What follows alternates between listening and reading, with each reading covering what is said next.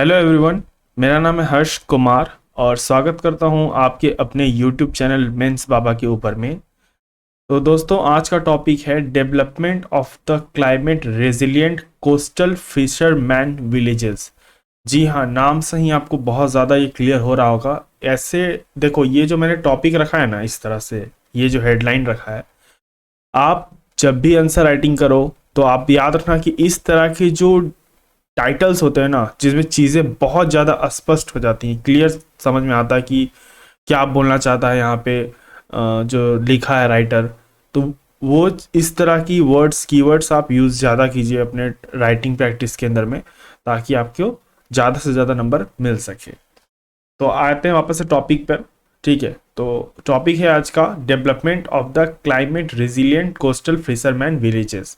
News में क्यों है? न्यूज़ में इसलिए साथियों, क्योंकि सरकार ने अभी रिसेंटली अनाउंस किया है कि प्रधानमंत्री मत्स्य संपदा योजना, जिन्होंने मेरा वीडियो नहीं देखा है जाके देखिएगा।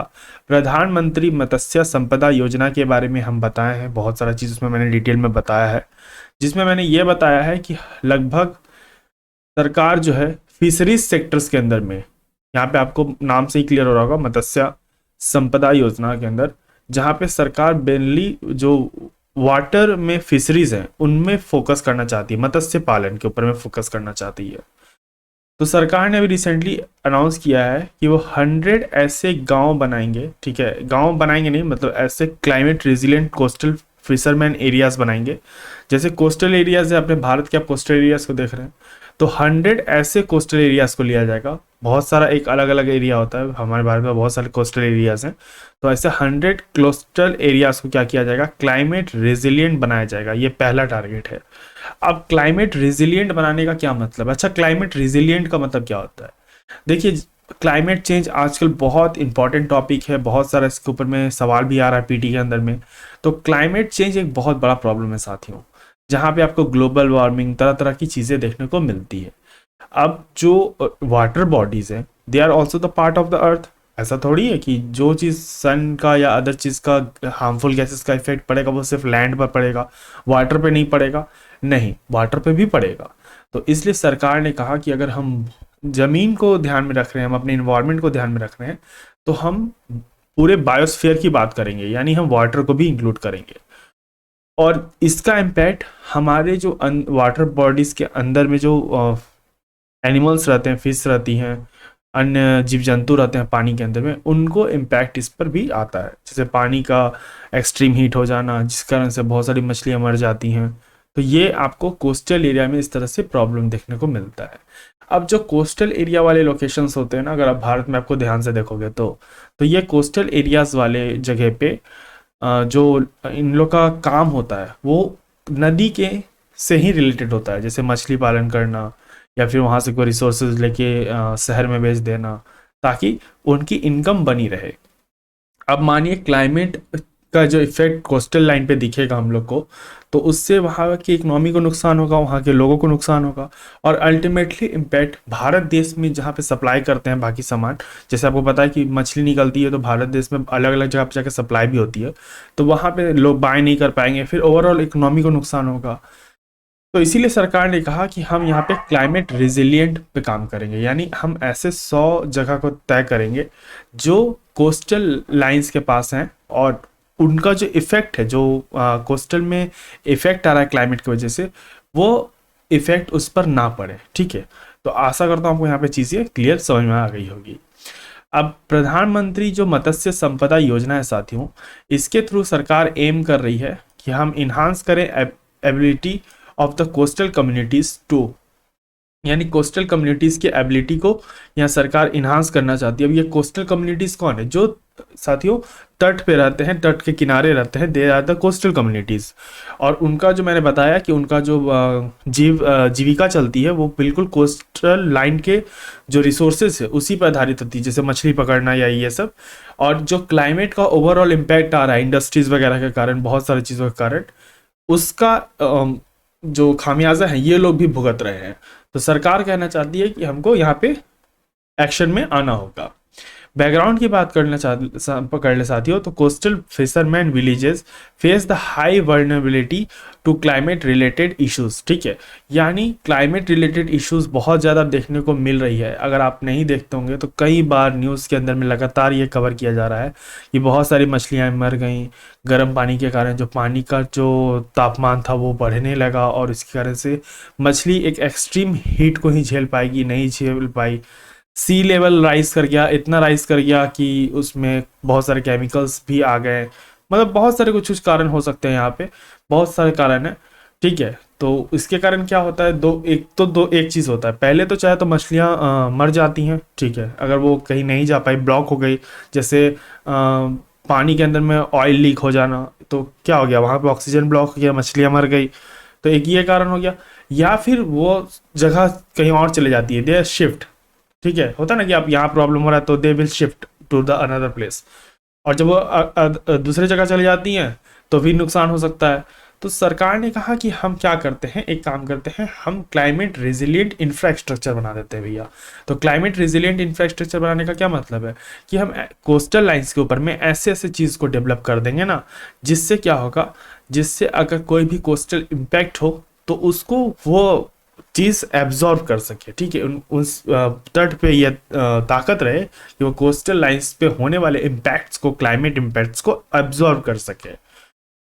ठीक है, ताकि इससे हम क्या करें, प्रोटेक्ट कर सके लाइवलीहुड्स। ओके, और बूस्ट कर सके कम्युनिटी का रेजिलियंस को, कि कम्युनिटी जो है वहाँ पे, जो कोस्टल कम्युनिटीज़ है वो बनी रहे, वहाँ पे स्थान परिवर्तन करके किसी और व्यवसाय के लिए वो ना जाए।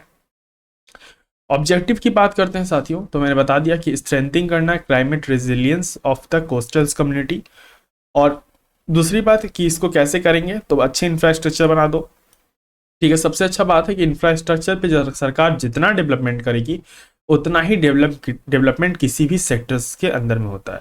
अच्छा, ये चीज़ याद रखना कि कुछ कुछ मैं कॉमन पॉइंट बताता हूँ। जैसे आपको आंसर राइटिंग करता हूँ ना, आपको पॉइंट समझ में नहीं आता है ना कि हाँ क्या लिखे यार, यहाँ पे क्या हो सकता है। तो इंफ्रास्ट्रक्चर, ये सब कुछ ऐसे कीवर्ड्स होते हैं ना जो हर जगह अप्लाई हो जाते हैं। ठीक है, तो ये चीज़ें आप याद रखना कि कुछ ऐसे ऐसे कीवर्ड्स होते हैं जो आप पॉइंट्स के अंदर में मेंशन करोगे तो वो गलत नहीं होते हैं, वो बिल्कुल सही होते हैं।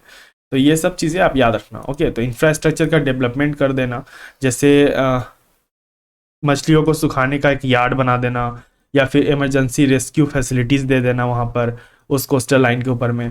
तो बहुत सारा सरकार यहाँ पे और भी स्टेप्स लेगी इंफ्रास्ट्रक्चर डेवलपमेंट के ऊपर में, ताकि जो क्लाइमेट का इम्पैक्ट हो रहा है कोस्टल लाइन के ऊपर में वो ना हो सके।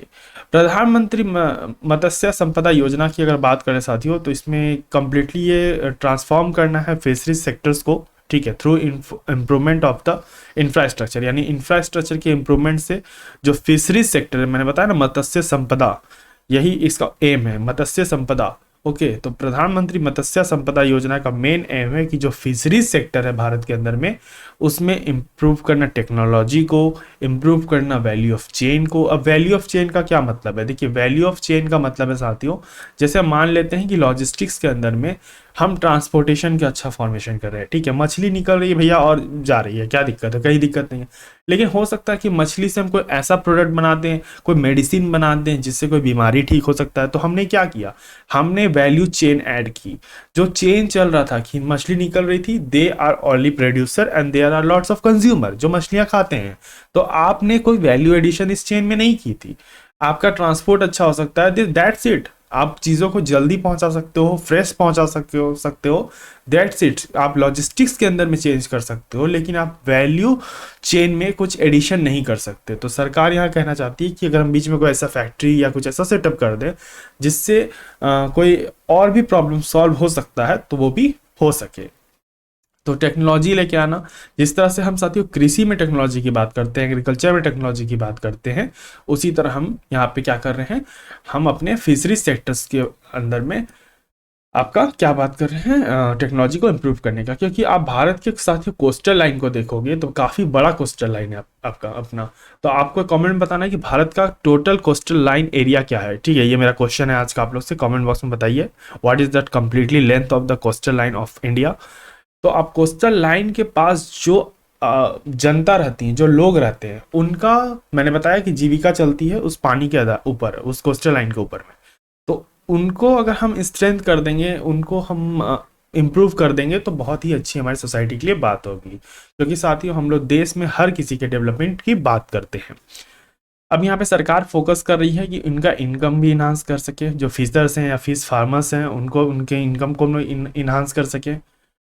सरकार इसमें इसके की ऑब्जेक्टिव्स क्या है साथियों, PMMSY के डबलिंग करना इनकम्स को, यानी जो इनकम है उसको डबल कर देना, जो आज वो कमा रहे हैं उससे दुगना कमाएं भविष्य में। उसके बाद इन्हांस करना फिश के प्रोडक्शन को, फिश के प्रोडक्शन को भी इन्हांस करने का यहाँ पे बात कही जा रही है। साथ ही साथ वैल्यू चेन में एडिशन, जैसे लॉजिस्टिक को इम्प्रूव करना, अपडेट करना इंफ्रास्ट्रक्चर को फिशरी सेक्टर्स के अंदर में। सरकार का टारगेट क्या है साथियों, सरकार का टारगेट है कि फिशरी प्रोडक्शन को लगभग 22 मिलियन तक मैट्रिक टन्स तक इंक्रीज कर देना बाय 24 से 25 तक के लिए, और डेवलपमेंट करना ऐसे इंफ्रास्ट्रक्चर को जो फिशरीज सेक्टर्स के अंदर में या फिशरीज एक्टिविटीज के अंदर में हेल्प करता है। ठीक है, इम्प्लीमेंटिंग एजेंसीज कौन है साथियों, याद रखिएगा इस स्कीम की इम्प्लीमेंटिंग एजेंसी है डिपार्टमेंट ऑफ फिशरीज, जो किसके अंडर में आती है, ministry of fisheries, animal husbandries and dairying के अंदर में। तो साथियों आप ये चीज याद रखिएगा कि ये वन लाइनर के अंदर में पूछ सकता है स्टेटमेंट के अंदर में, जब भी, क्योंकि योजना के ऊपर में 1-2 सवाल रहते हैं जनरली, उससे ज़्यादा नहीं रहता, एक सवाल बहुत रेयर केस है, 1 सवाल 2 सवाल आ जाते हैं, बट उसमें they always put this statement की इम्प्लीमेंटिंग एजेंसी कौन है, who is the implementing agency, क्योंकि हो सकता है कि आपको ये चीज़ें ना याद हो, मिस कर जाओ, और ऐसे वो देंगे ना आपको जान के इम्प्लीमेंटिंग एजेंसी, जहाँ लगेगा कि हाँ ये भी हो सकता था, ये भी हो सकता था। ठीक है, इन्वायरमेंट का डाल देंगे कि हाँ इम्प्लीमेंटिंग एजेंसी इन्वायरमेंट है। अब आप सोचोगे कि सर ने कहा इम्प्लीमेंटिंग एजेंसी, तो अब आप कंफ्यूज कर रहे हो कि आपको लग रहा है कि यार इन्वायरमेंट की बात हो रही है स्टेटमेंट में, कहीं इन्वायरमेंट तो नहीं होगा आंसर। फिर आपको बोलेंगे कि नहीं नहीं यार फिशरीज की बात करेंगे, डिपार्टमेंट ऑफ फिशरीज तो नहीं होगा। तो ऐसे कन्फ्यूजन होते हैं। ठीक है, तो जान के आपको ऐसा ही स्टेटमेंट देते हैं ताकि आप फंस जाओ और आप गलती करो। तो अपन क्या करेंगे, अपन मेंस बाबा के स्टूडेंट्स हैं तो गलती नहीं करना है। ओके, जो मैंने हाईलाइट की चीज़ों को वो चीज़ को अच्छे से याद रखना है और बार बार वीडियोस देख के रिवीजन कीजिए। ओके, तो यहाँ पे चीज़ें आपको आशा करता हूँ क्लियर हो रही होगी। तो टाइम पीरियड इसका रखा गया है 2021 से लेकर 2024 से 25 तक। ठीक है, अभी ये चल ही रहा है स्कीम, और इसमें सरकार कोशिश कर रही है कि जो हमारे टारगेट्स हैं उनको हम जल्द से जल्द अचीव कर सके। तो क्लाइमेट चेंज एक बहुत बड़ा इम्पैक्ट है। क्लाइमेट चेंज हमारे ओवरऑल कंट्री के ऊपर में ये करता है, इम्पैक्ट डालता है। तो इस पर मेंस का भी क्वेश्चन बन सकता है, पीटी में क्लाइमेट चेंज के ऊपर में क्वेश्चन आता ही रहता है। तो आशा करता हूँ आपको ये टॉपिक अच्छे तरीके से क्लियर हो गया होगा। ये न्यूज़ में क्यों है, प्रधानमंत्री मत्स्य संपदा योजना क्या है, ये भी मैंने आपको डिटेल में बता दिया। इसके एम्स ऑब्जेक्टिव्स क्या हैं ये भी बता दिया। अबाउट में मैंने बता दिया कि क्या है ये योजना। ठीक है, फिशरी सेक्टर्स को हम लोग इम्प्रूव करना चाहता है। तो सब कुछ मैंने कंप्लीट कर दिया इस वीडियो के अंदर में। अगर आपको वीडियो पसंद आई होगी ना तो एक बार प्लीज़ इस वीडियो को लाइक कर दे, प्यारा सा चैनल को सब्सक्राइब कर दे, शेयर कर दे अपने दोस्तों के साथ, ताकि उन तक भी ये जानकारी पहुंच सके। टेलीग्राम चैनल ज्वाइन नहीं किया तो टेलीग्राम चैनल चले ज्वाइन कर लीजिए, अबाउट में जाके मिल जाएगा। तब तक के लिए रखिए अपना ध्यान, मुझे दे आ गया। धन्यवाद। जय हिंद, जय भारत।